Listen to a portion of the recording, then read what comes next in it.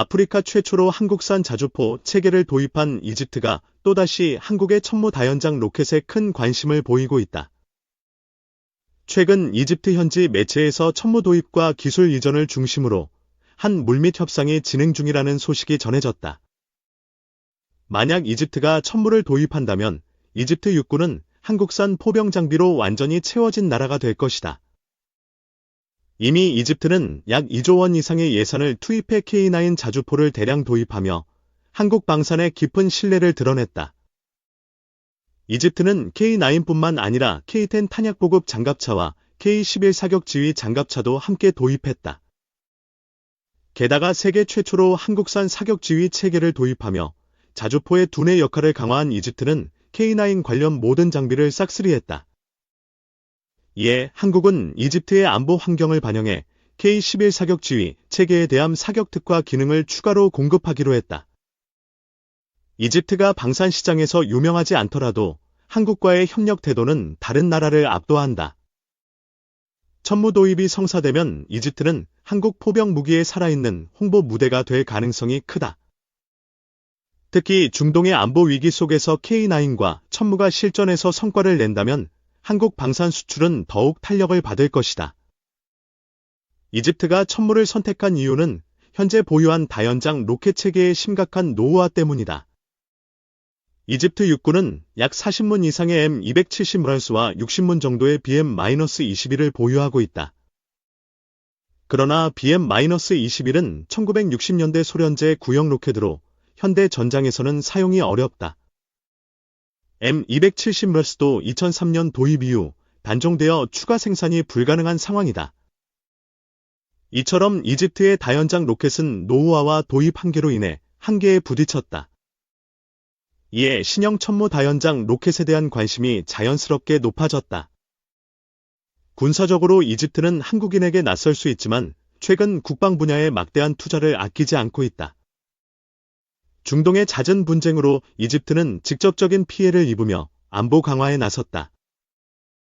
홍해를 위협하는 후티 반군으로 인해 이집트는 심각한 경제 위기를 겪고 있다. 홍해는 전 세계 물동량의 15%를 차지하는 핵심 교역로로 이집트 경제에 필수적이다. 후티 반군의 상선 공격으로 많은 기업이 홍해 운항을 중단했고 스웨즈 운하 수입이 60% 감소했다. 이집트 대통령은 후티 반군으로 최근 몇 달간 60억 달러 이상 손실을 입었다고 밝혔다. 이집트가 K9 자주포에 대한 사격 기능을 추가한 이유도 후티 반군 억제 때문이다. 천무 도입은 포병 화력을 강화해 연안 위협을 무력화하려는 전략의 일환이다. 천무는 사우디아라비아와 아랍에미리트에서 중동 사막 환경에서의 작전 능력을 입증받았다. 뜨거운 고온과 모래 폭풍 속에서도 천무는 안정적인 성능을 발휘했다.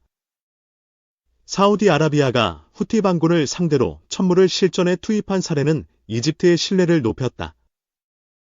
실전 경험은 군사무기 수출에서 가장 강력한 판매 포인트로 작용한다. 성능 테스트에서 우수하더라도 실전에서 검증된 무기는 신뢰도에서 큰 점수를 받는다. 후티 반군 위협에 신무기를 급히 도입하려는 이집트에게 천무는 매력적인 선택이다. 사우디아라비아는 천무를 후티 반군 교전에 지속적으로 투입하며 성과를 냈다. 이집트는 이를 보고 한국산 무기에 더 높은 신뢰를 갖게 되었다.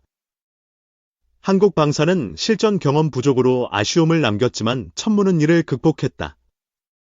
펄-52 필리핀 반군 소탕 작전에서 성공을 거둔 것처럼 천무도 실전 사례로 주목받고 있다.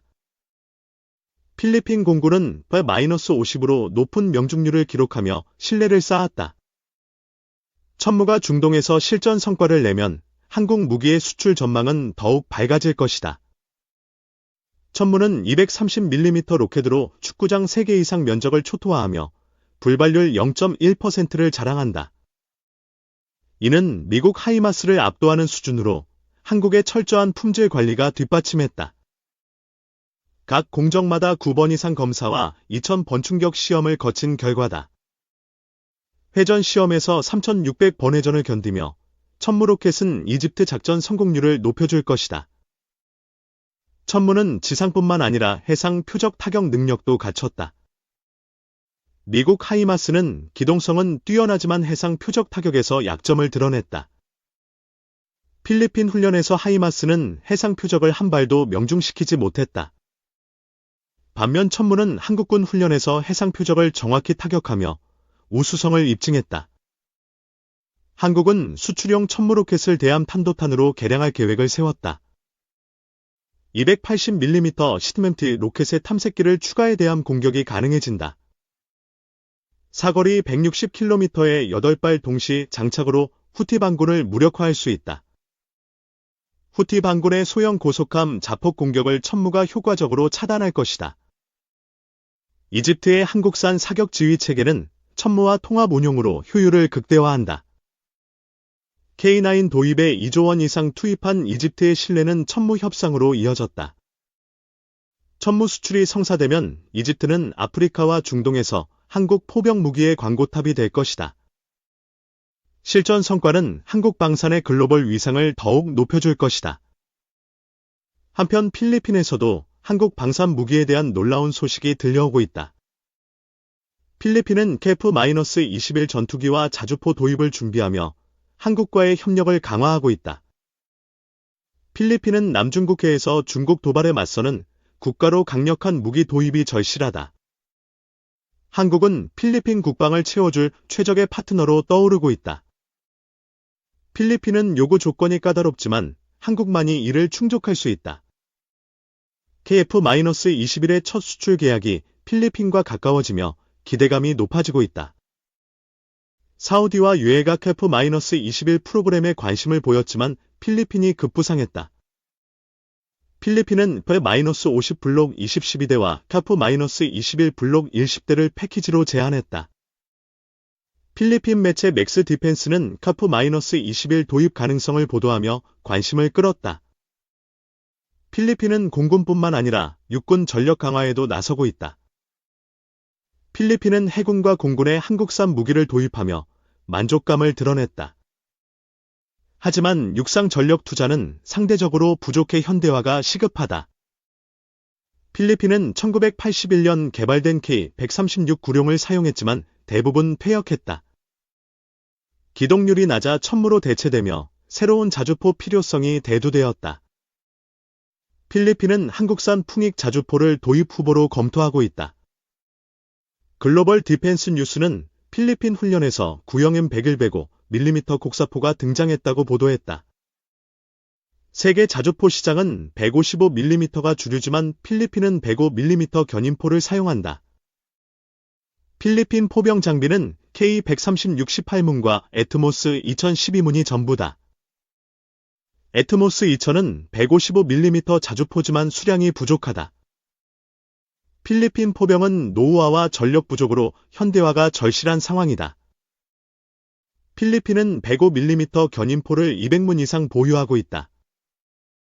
이는 제2차 세계대전 시절 무기로 퇴역 준비 중인 구형 장비다. 섬나라 특성상 해군과 공군에 집중했지만 지상 전력 강화가 필요해졌다. 풍익 수출은 필리핀의 105mm 포탄 비축을 활용할 수 있는 방안이다. 풍익은 105mm 견인포를 5톤 차량에 장착한 자주포로 한국이 개발했다. 340만 발의 105mm 탄약 재활용을 위해 운용 중이다. 5명으로 운용 가능한 풍익은 기존 견인포보다 인원이 4명 적다. 차량 정지 후 30초 내 방열로 빠른 사격이 가능하다. 초탄 발사 시간이 1분으로 견인포보다 4분 단축되었다. 이동 준비도 30초로 10분 이상 줄어 현대 전장에 적합하다. 최대 발사 속도는 분당 10발로 155mm보다 위력은 약하지만 속도가 빠르다. 한국은 풍익의 수출을 염두에 두고 개발했다. 필리핀은 105mm 포탄과 저렴한 가격으로 풍익 도입을 고려한다. K9보다 가벼운 풍익은 섬 환경에 최적이다. K9은 47톤으로 무겁지만 풍익은 3분의 1 수준으로 수송이 유리하다. 동일 조건에서 3배 많은 풍익을 전개할 수 있다. 중국과 필리핀이 충돌하면 도서 지역 지상전이 발생할 가능성이 있다. 풍익은 화력 지원 후 신속히 재배치하며 이점을 제공한다. 필리핀은 FA-50, KF-21. 풍익으로 한국산 무기를 도배할 계획이다. 풍익 수출 성공은 K9 운용이 어려운 국가에 새로운 길을 열 것이다. 이 정보가 도움이 되셨길 바라며 구독과 좋아요를 부탁드린다. 앞으로도 한국 방산의 소식을 전하며 함께하겠다.